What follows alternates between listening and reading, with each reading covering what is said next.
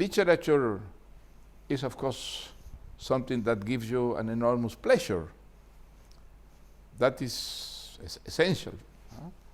Good literature is an extraordinary experience of pleasure, of entertainment. But it's not only that. I think good literature is something that enriches very much your sensibility, your imagination, and I think good literature, great literature, develops in readers a critical attitude towards the world.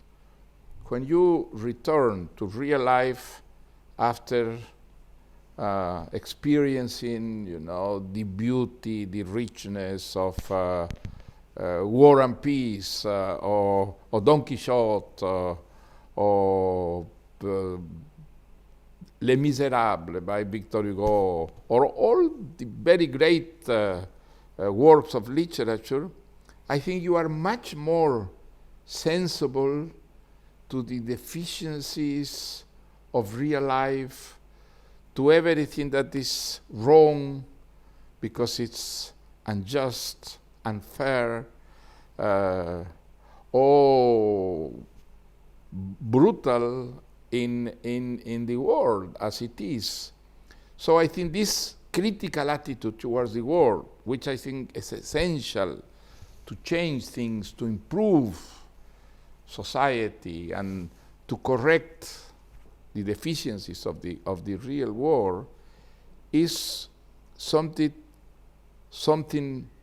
from what you are much more aware if you are impregnated of good literature. I think that is one of the most important social and political and moral effects of good literature. You understand better what is wrong in life. You discover that real life is never apt to fulfill your appetites, your desires, your dreams.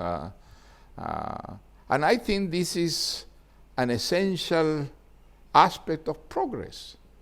Because if you don't have citizens that are aware that things are wrong, that things are insufficient to fulfill the expectations of society, you are not mobilized to change things, to reform what is wrong. And in this sense, I think literature in particular and culture in general play a fundamental role in what is civilization, in what is progress. I am convinced that, for example, democratic culture based on freedom, on respect of human rights, was something that was possible because we had people that were sensibilized by art, by literature, by culture in general, about the sufferances, the injustices, the inequalities, the abuses who were so extended in real life. So I think literature is pleasure, but it's also a very important instrument to move forward in life. And that is the reason why all dictators have been always trying to create systems to control literature. They were aware that in literature they had an enemy, someone who was a way of resisting, abuses and particularly this kind of total control that a dictatorship tried to impose in a society.